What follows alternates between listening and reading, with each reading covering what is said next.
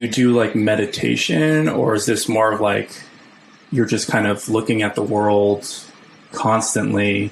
Um, what's like exactly your approach? I do a lot of things. So I do daily meditation every single day. I do it in the morning. And then I also daily journal every single day. And I've done that for, if you were able to see my library wall over here, about two shelves of it are actually just journals that are gifted to me by my friends and that I bought. And they're just full of writing and mixtures of things. And so I've done that for the better part of like 3.5, going on 4 years now. Every single day and every single evening. And it's really awesome because I can look back on any day of my life in the past 4 years to the T, which is really cool. But I think in general, I just go at the world with this very, what I always like to call this childhood mindset.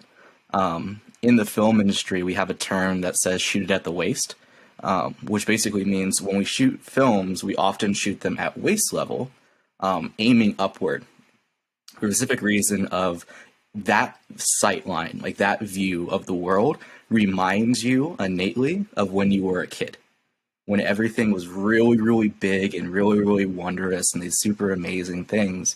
So we shoot films that way to make things look huge and to make them feel amazing. And so I've taken that into my life and viewed the world with this very childhood mindset. Of just being amazed by it all, and learning from that and being able to experience that. So do I have daily practices that help me do things like that? Yeah. But I also I always like to say that people who have experienced anxiety and depression, which I think a lot of us have this really innate appreciation for the world. It isn't the fact that we hate the world.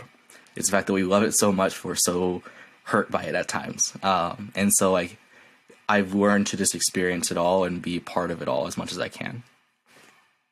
Is it hate or is it fear of the world? I feel like it's a mixture. I think people misinterpret fear into hate. When we're so often I get asked questions like, are you scared of dying? I think we all are. And I think that's why we try to do so many things to prove that we're not going to die. The existence of like social media is this long-term immortality project, right? Where it is us putting our stamp on the world saying that we're good, we are here, we were here, we were here.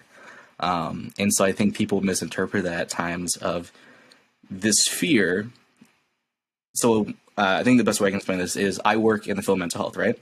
The feeling of fear and the feeling of excitement in our body are the two same feelings, just interpreted in different ways. And so when we are able to shift away from fear, which fear can devolve into hatred and angst and all these sort of things, when we shift it away into excitement, the things that scare us the most often can excite us the most, can make us feel and want to experience things. It's why people are adrenaline junkies. It's why people jump out of airplanes. It's why like skiers and snowboarders go down like these massive hills that are unpaved. They are scared of it. They fear it and they're super scared of it.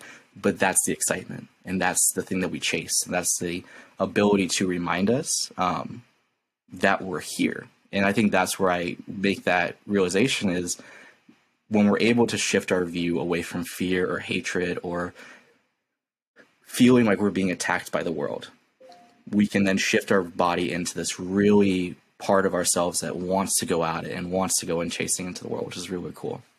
Yeah, and I think that's funny that you brought it up. That's actually a key difference in characteristic about an Olympian versus like a traditional person is I think I was listening to an interview about a high diver. I don't even know if that's what they're called, but the guys that jump off those giant platforms. And when they look down, they're excited. They're excited to go do it. And then it's like a hair difference between another person who looks down and they just want to pee their pants. You know, it's like such a subtle difference, but that difference is the difference between a normal person and an Olympian.